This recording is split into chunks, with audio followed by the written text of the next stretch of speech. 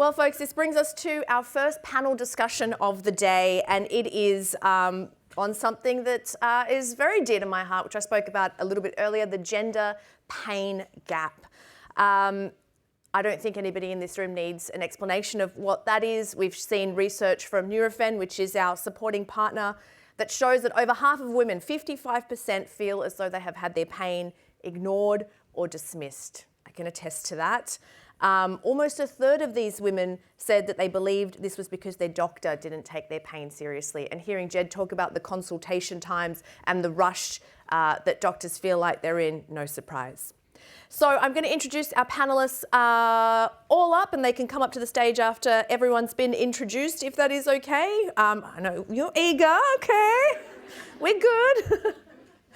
Our panellists today, we're going to start with Dr. Olivia Ong. She is a leading pain and rehabilitation physician. She has expertise in chronic pelvic pain and the nervous system, and she also has a special interest in chronic stress and burnout. She is going to be joined by the CEO of Pain Australia, Giulia Jones, who is highly accomplished, incredibly dynamic, has been a not-for-profit leader with broad experience, including as ACT Shadow Health Minister, Deputy Leader of the Opposition, and within various trade unions and board directorships. Third is Holly McCarthy, who is the Marketing Director of Health ANZ at Reckitt. This includes brands such as Nurofen, which is of course our sponsor, our headline partner for the event. Holly has 20 years of commercial experience, predominantly in consumer brand health, and of course she's passionate about the role that commercial organisations can play in improving the everyday lives and health outcomes of women. That's why of course they're sponsoring the event.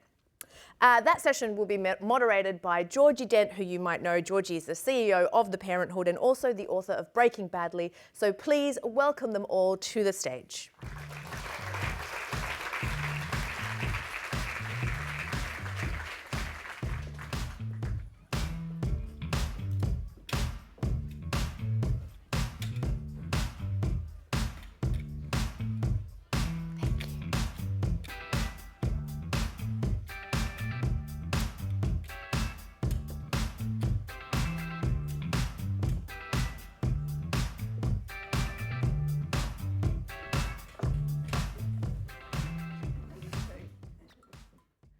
I've already made a mistake trying to steal the wrong chair. Thank you very much, Jan, for that introduction. Thank you, Ange and Tala, for convening this. And thank you to all of the partners that have made it possible. Thank you for that speech. I would also like to begin by acknowledging the traditional owners of the land on which we meet. Now, I have to make full disclosure. I actually feel quite emotional sitting here this morning listening to all of the speakers so far. It wasn't the ice bath that triggered me, but I am somebody who has lived with and does live with multiple chronic health conditions, and this subject in particular about the gender pain gap is something that is genuinely quite triggering for me, because when I reflect on my younger self and some of the experiences I had navigating health challenges, it was a really, really difficult and lonely time. When I was 19, I was diagnosed with quite chronic endometriosis that required a number of surgeries. And in the lead up to getting that diagnosed, I had one specialist who said to me that because I was studying law and that I was pretty, the pelvic pain wouldn't really be a problem for me. It still does not. I still cannot put those dots together. I actually then went and saw another specialist who was the one who diagnosed me as having endometriosis, and I was at that point, I'm no longer 19, so we're talking more than 20 years ago, endometriosis was not a commonly known condition. The first time I became aware of it was when I was being told that I had it. And the specialist recommended that I have 3 lots of surgery in a 5-week period to have it removed, which I did. And that was pretty exhausting. I'd never had a general anaesthetic before. It was all quite unpleasant.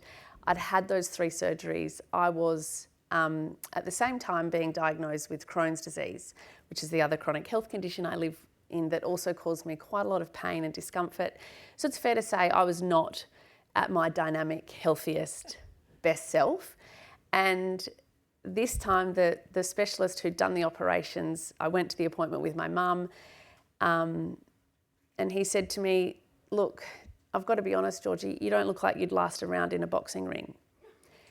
And I was so confused because I have no interest in being in a boxing ring.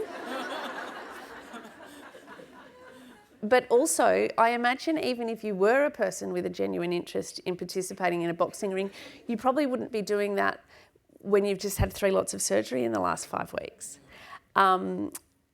I could go on and on with all of my stories. I'm not going to do that, even though I feel like this could be a little therapy session for all of us. But there is something really unique and special about being here in a forum where we actually are here to talk about all of these issues, because what I felt in those moments was really genuinely that there was something wrong with me, and that maybe if I was a bit more robust or if I was a bit stronger, that I would be able to deal with the pain, that the surgeries might not knock me around. And I think what I know now and what I think forums like this do is recognise the extent to which this is a collective problem. So let's get into it. Let's discuss the gender pain gap. Holly, I'm going to start with you because I'd really like to know, tell us about what the research says about the gender pain gap. Yeah, so is it working? In February, we launched our first Nurofen Gender Pain Gap Index report, and we spoke to 2,000 Australians, and it was, I think at the time, the first broad national study specifically on pain with a view of gender. And what we discovered, as already mentioned, is that women more than men significantly experience bias when it comes to being ignored or being dismissed in relation to their pain. And it's not just a one-off occurrence, it's significant in the multiple times that they feel that they've been ignored or dismissed.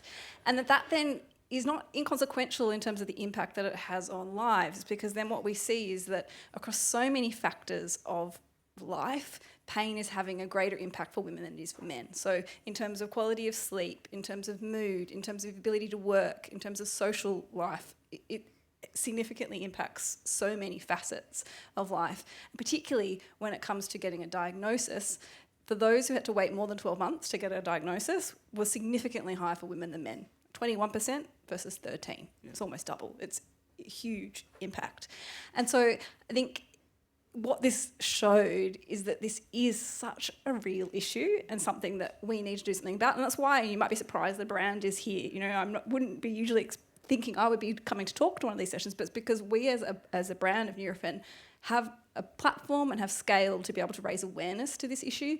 And given how prevalent it is, if we can help make women feel that this is real, they can have more confidence in being able to advocate for themselves. And we've also created tools to be able to help consumers and patients to be able to have discussions, you know, with the healthcare professionals to try and reduce the bias that does exist.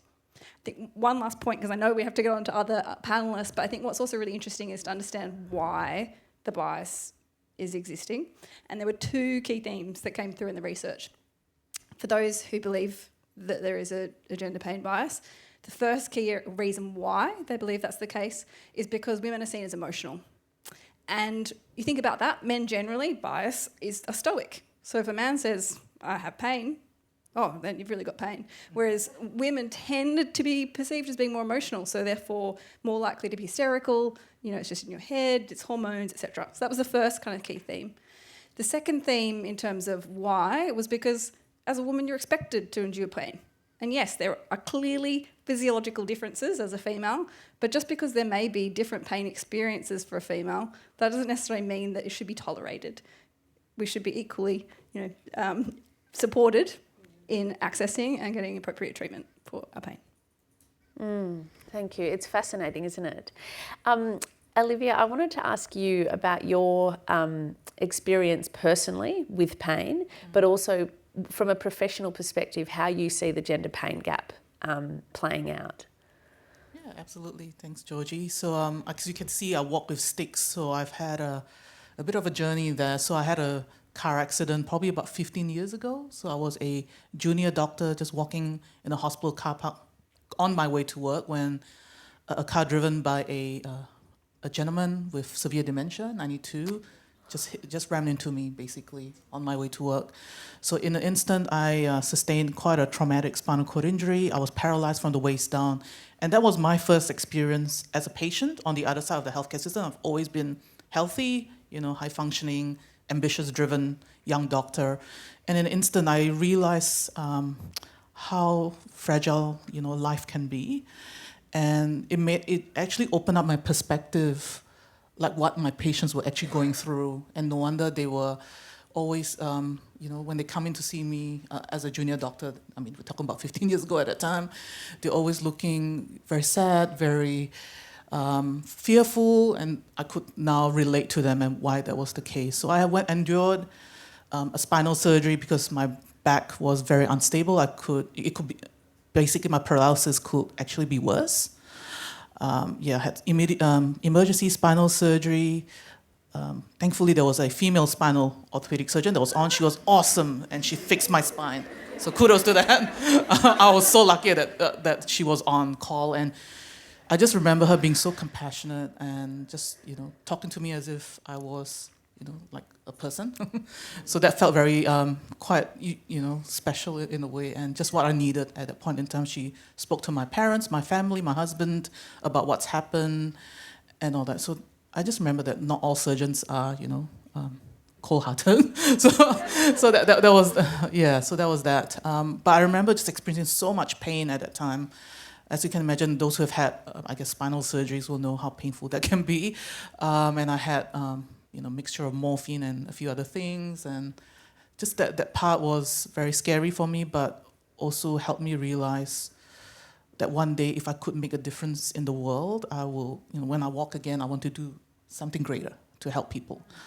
So I relocated to United States for 3 years because Australia didn't offer any type of rehabilitation for spinal cord injuries. In fact, they told us just to be happy and sit in the wheelchair, and whether you're male or female, it's the same kind of treatment.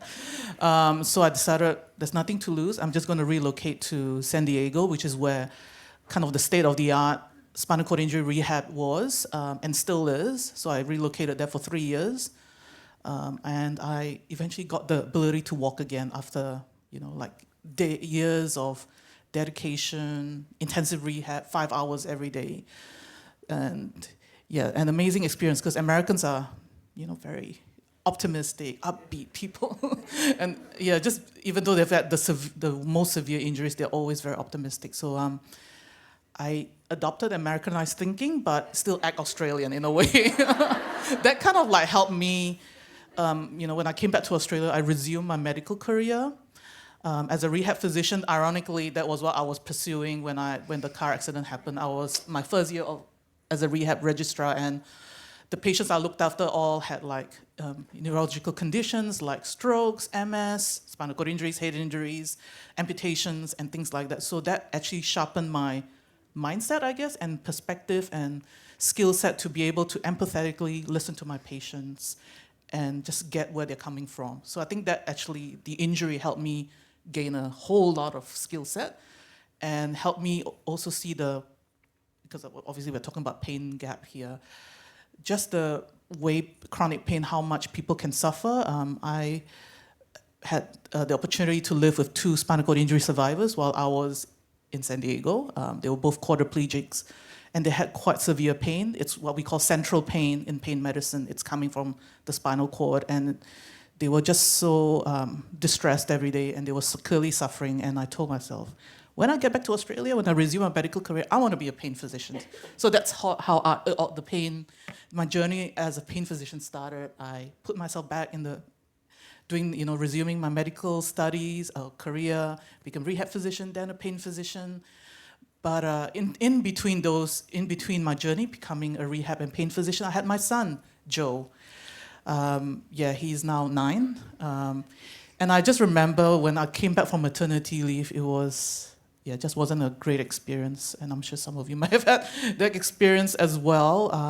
Not only I had to adjust to coming back from maternity leave, I still had a disability, spinal cord injury, never left. So I just remember not being treated very well by my supervisors and superiors, and yeah, just that experience just made me realize that how much we need to advocate for the minority, I guess. Disability, people with disability is a minority in a way. And being female, being Asian, it's like at the bottom. But I guess my pain practice evolved quite naturally. So I became a qualified a pain physician. In 2018, we have a college called Faculty of Pain Medicine under ANSCA, which is a very highly specialized training program for pain physicians.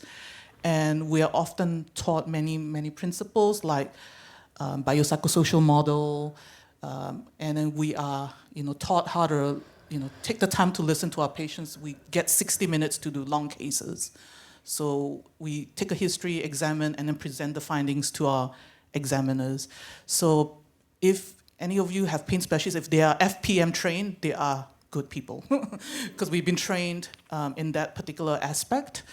And what I've come to realize in my work today as a pain physician, especially in the area of persistent pelvic pain, so I look after a lot of women with endometriosis and also bladder pain syndrome. We cannot ignore the other pelvic pain causes as well, like bladder pain syndrome and a few other things, IBS, yeah, and all that. So these are the things that my patients come to me. By the time they come to see me, they've seen lots of people. They're often at the end of the road. They've given up, really. And I think one of the speakers here spoke about just having the time to listen to, women with any kind of health issues. And we're given us pain physicians are given an hour to take a history and all that. That's, I think, and then after all that, our patients will be like, wow, you took the time to listen to me, whereas I've always been brushed off by other specialists. So I think that's actually the first step. Ultimately, all humans want to be seen, want to be heard, they want to authentically express themselves. So I feel really blessed to be working, or very grateful to be working in this particular specialty area. In the tertiary hospital where I work in, my role as a pain physician, we work together with the gynecologist, so we're all in the same clinic. Actually, that really makes a difference when you're working side by side with specialty doctors with specialty, expertise like gynecology or urogynecology. And I also happen to work in the multidisciplinary pain clinic, so any patients with persistent pelvic pain who are very keen to actively manage the pain, we get them across to the pain clinic pretty quickly, and I think that has made a lot of difference to, quality of life and great outcomes from our clinic. Yeah.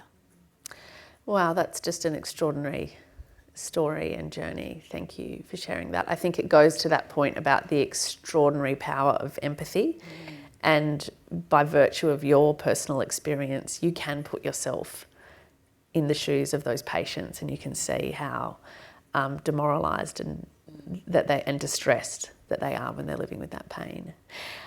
Giulia, as the CEO of Pain Australia, what is your perspective? What do you see that's different about women experiencing pain than men's? Well, we've been to it quite a bit today. There are 3.6 million Australians who live with chronic pain, and nearly 2 million of them are women. So we're more heavily represented in pain. More of us have chronic pain. Chronic pain is pain that doesn't resolve after more than 3 months.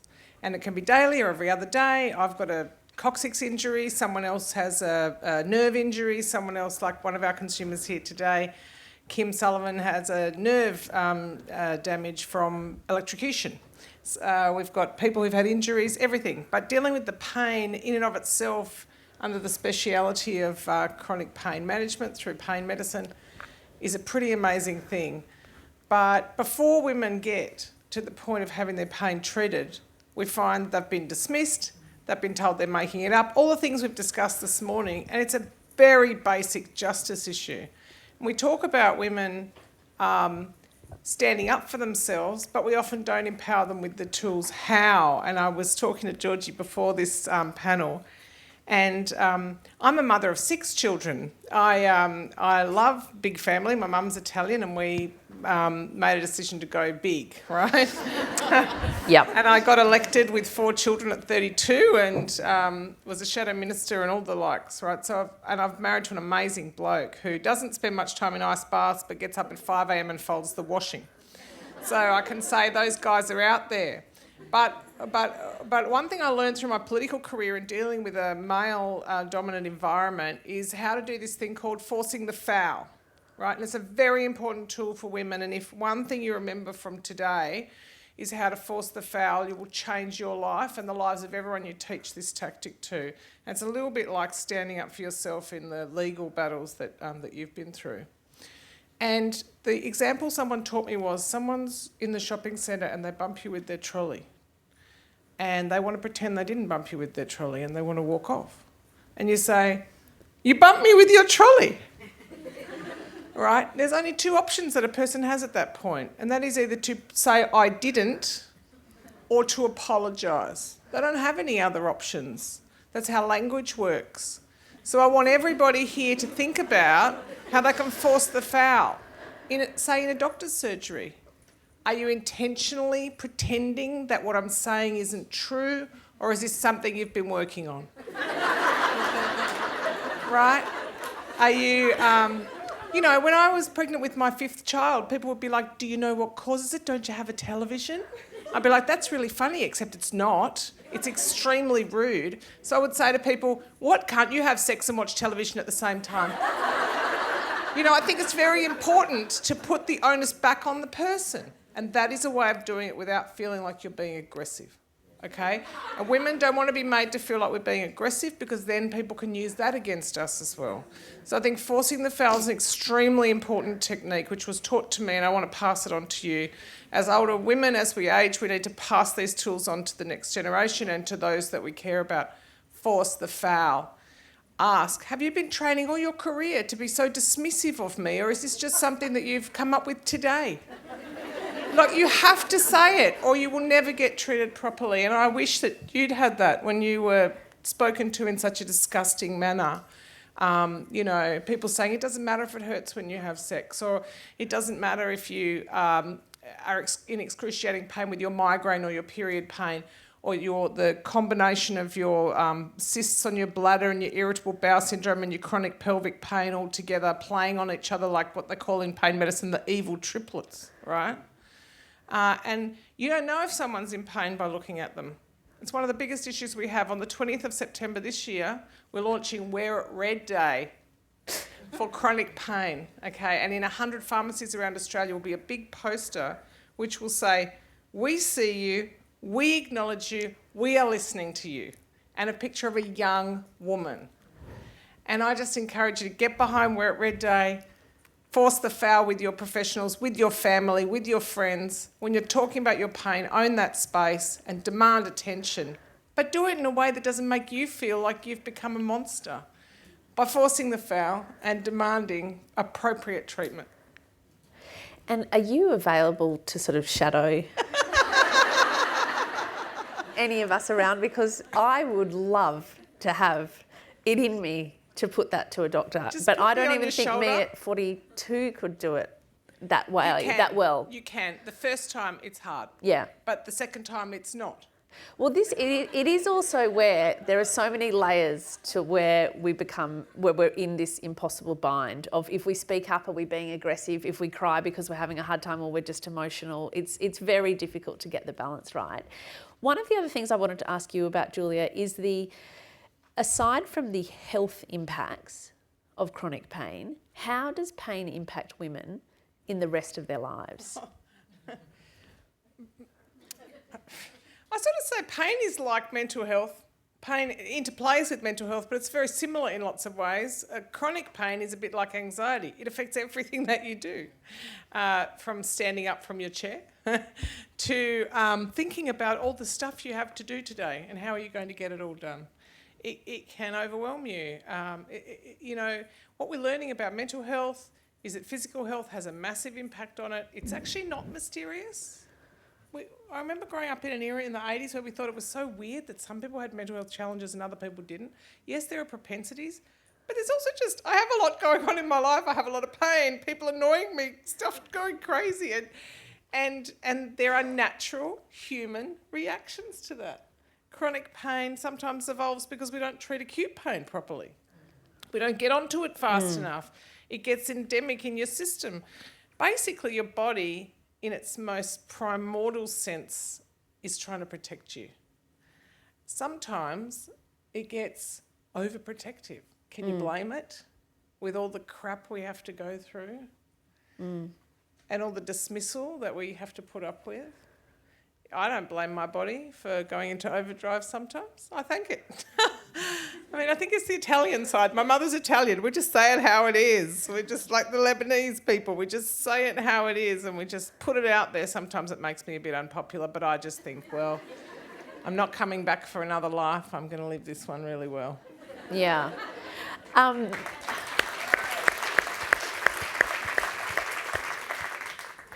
Olivia, I'd like to ask you, in terms of, and you did give us some insights into the patients who come and see you, but how does pain impact women's ability to participate in paid work, and how does it impact, how do you see it impacting women in that sense when they are carrying these chronic pain conditions? Yeah, absolutely. A lot of my patients, you know, when they come to see me, they will obviously be participating in our pain management program, but a lot of them are full-time, they have full-time work. Not only that, moms, looking after elderly parents. So, you know, the mental load is very real, and you add chronic pain on top of that and other health issues. It's really, they're sometimes too busy to look after themselves. It's not because they don't, I think some of my colleagues need to understand it's not they don't want to listen to them, they just don't have the time and energy to look after themselves. They just run down, burnt out, stressed, depressed, everything, because they just don't have the time to do self-care and put their own needs first. They're putting other people's needs first. So I see that, especially in a lot of my female patients, I look after patients from both genders, but more so in my female patients, I see that it's very real, the mental load. And yeah, we definitely have to kind of talk about it and not just put it under the carpet type of thing. Yeah. Yeah. I mentioned before that I have Crohn's disease, and while I was fortunate that my it's a gastrointestinal autoimmune condition, which resolved for me after I was very sick, but in my sort of mid-20s. But then after having children, I developed rheumatoid arthritis that's linked to Crohn's. And I had the experience of having 3 children, 5 and under. I was in extraordinary pain. Yeah. We didn't have family that live here in Sydney. My husband's job was unforgiving. And I would go to the doctors and they would sort of look at me like, why aren't you doing these things? And I was like, I just don't know. How could I possibly do that? And then, you know, for me, the miracle was me eventually finding a rheumatologist who is, we found the magic, after so many procedures, trying so many different medications, I finally got, it is for me, it's a wonder drug, but every year for me to have access to that, my rheumatologist has to write a letter to the pharmaceutical company. Yeah. And it's really interesting because the first time he showed that letter to me, it actually made me cry, because what he said was, he described the impact of me being pain-free compared to when I was in chronic pain. And you think about what it's possible to do when you are a parent of 3 who's working, who's contributing to the community in various ways, in ways that are only possible when you are out of pain. And I think for me, that was one of the, it was a real light bulb moment. I know that being out of pain is a lot easier, but when you see it spelled out, it's quite powerful. Holly, I'm interested to know a little bit more about what led the business to really think about this gender pain gap and that issue. What was it that led to that work being done? As a brand, our purpose is to put people, not pain, in charge of everyday consumers' lives. And so that means like deeply understanding what the experiences are of our consumers and of Australians, and then understanding that, we feel we have a responsibility to do our part in addressing that. And so that's led to us building campaigns and to raise awareness so that people are aware that this is a real issue, and if they are feeling like they're being ignored, they can feel confident to advocate for themselves. It's led to us creating resources for consumers that you can download on our website to be able to help navigate conversations with healthcare professionals. It's led to us re-looking at how we do our research to make sure that it is gender neutral in its design. It's led to us I think by the end of this year, we should have reached a third of Australian pharmacists to deliver education on the unconscious bias that exists and tools for them to navigate that. It's led to us to donating $200,000 to Jean Hales for Women's Health to support further research into this space.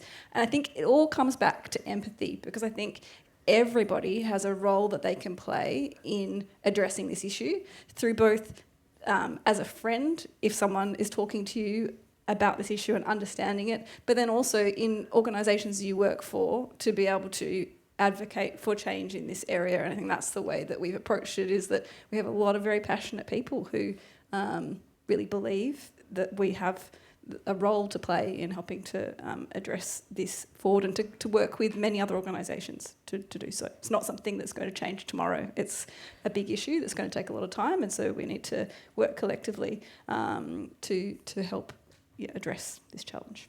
Yeah, fantastic.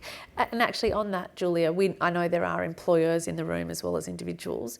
What role do you see employers playing in managing issues? Is there a role for employers in managing pain? Yeah, thank you very much, Georgie. Employers have new responsibilities as of last year in providing a psychosocially safe workplace.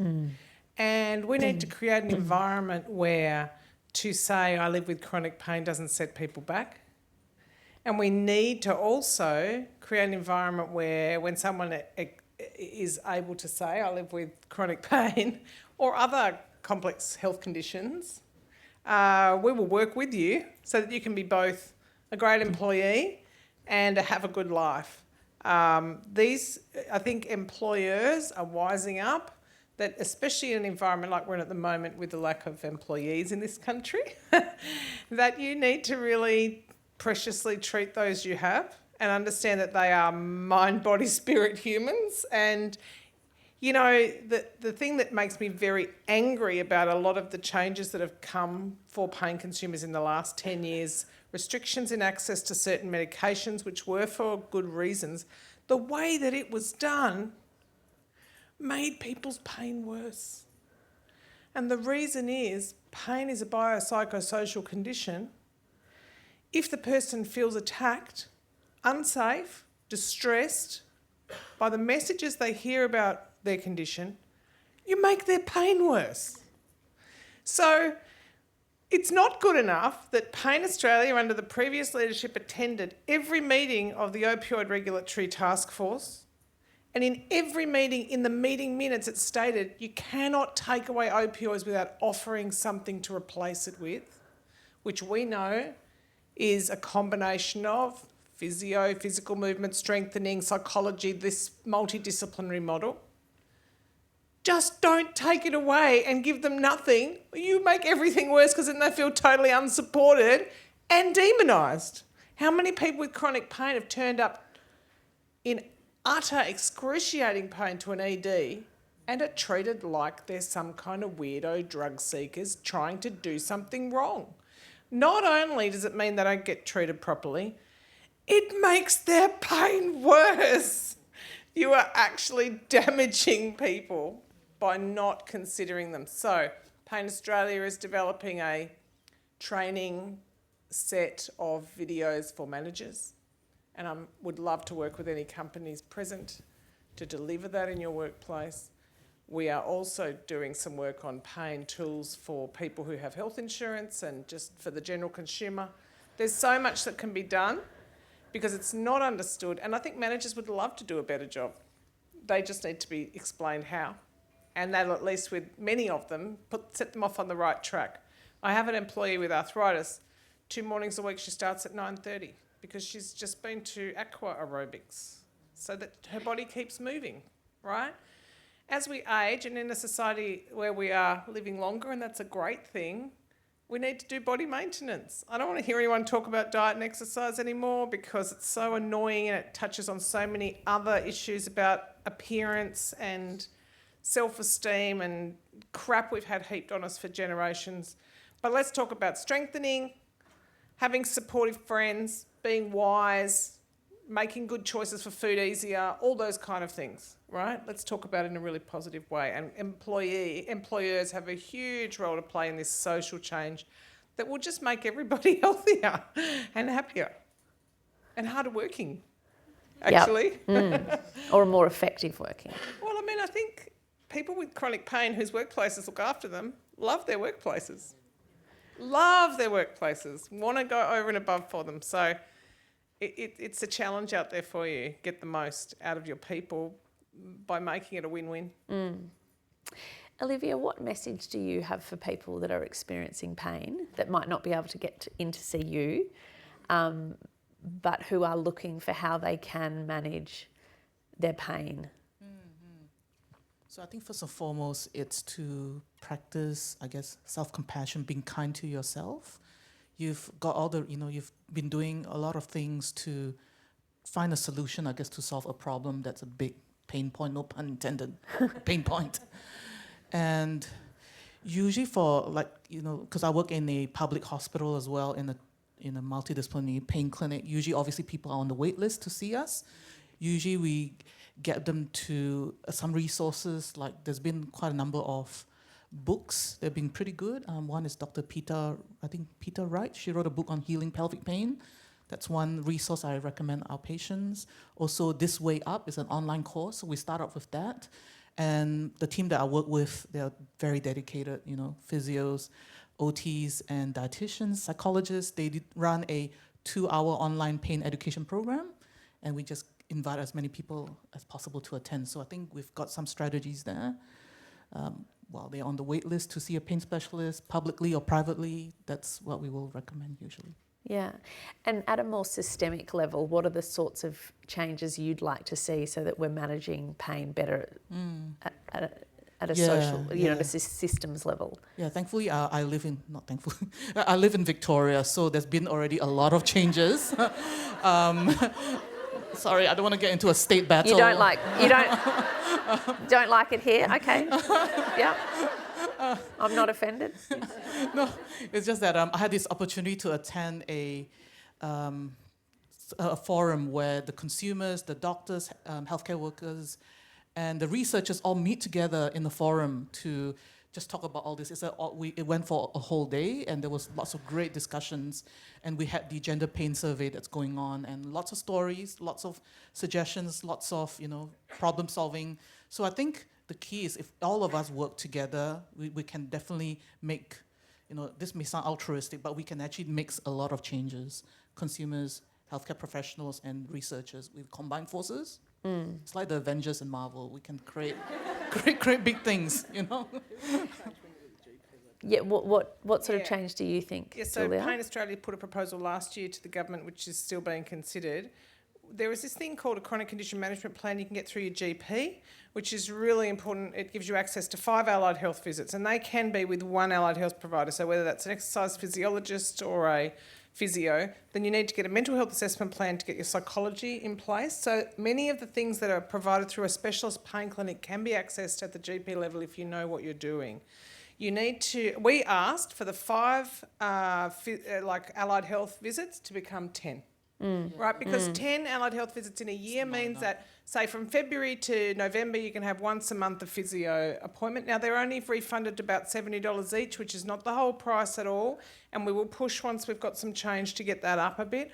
But I think it's really important to know that a lot of multidisciplinary pain management, which is the specialisation that these amazing doctors have, can be implemented at the primary care level. So you just need to be strengthening your body, addressing food, doing that as clean as you possibly can, and as fresh, and getting the psychology training in how to cope with your pain and how to address your pain. When all those things are really well in place, some people's pain can actually resolve, because pain is actually more like anxiety than it is like a broken leg. And your body is trying to protect you, and it can let go and release a bit. Not with every pain condition, but with many. And therefore we have to aim for our chronic pain people to end up not in chronic pain wherever that's possible. And, you know, you've got a good medicine which has helped you to get into that position, and life starts again. But even whilst in pain, you know, we've got one young guy who his psychologist taught him, it might sound weird, but to earn his pain, which is good for a young guy to hear. You're going to be in pain anyway, so walk up the mountain, and then if you have to spend a day in bed, you can feel okay about it because you've done something that you love, right? So there is so much that psychology has to offer about how to tackle the situation that can help. And I guess it is really heartening to hear Jed talk through the breadth of work that's being done to address this, the fact that this summit is being held, that we're all here, that Nurofen is doing the research that you're doing. I think we do have reason for hope that the gender pain gap is being acknowledged and validated and explored. Holly, if you had one message for people that are experiencing pain, what would it be to them? To believe that the gender pain gap is real, so you can feel confident to advocate. On our website, you can find the Nurofen Pain Pass, which can give you some tools to navigate conversations with your healthcare professional to overcome the unconscious bias that could exist there, and show empathy in your conversations. And if you are having a conversation with someone who is suffering, show empathy, listen. It is real. I mean, I know we're running out of time, but it was so touching that we've had consumers reach out to us who've seen our messaging saying how, like, thank you, because my boyfriend turned to me and said, is this how you feel? I know you've been saying you've been suffering this pain, but is this how your experience? And finally they're being heard in their own relationships, you know. So through awareness, we can have impact. So be empathetic as a receiver of the information. Thank you so much to each of our amazing panellists today. I have learnt a lot. I think that we cannot underestimate the power of empathy. I think we need to learn to force the foul. I am going to try and convince Giulia to walk around with me while I develop that skill set. But thank you so much. I hope everyone has taken something away from that in terms of whether it's how you respond to somebody in your life who's in pain, whether it's believing yourself about if you are in pain, it probably is real. And there probably is ways for you to get help for that. So I hope that in there's something for everyone that's helpful. Thank you.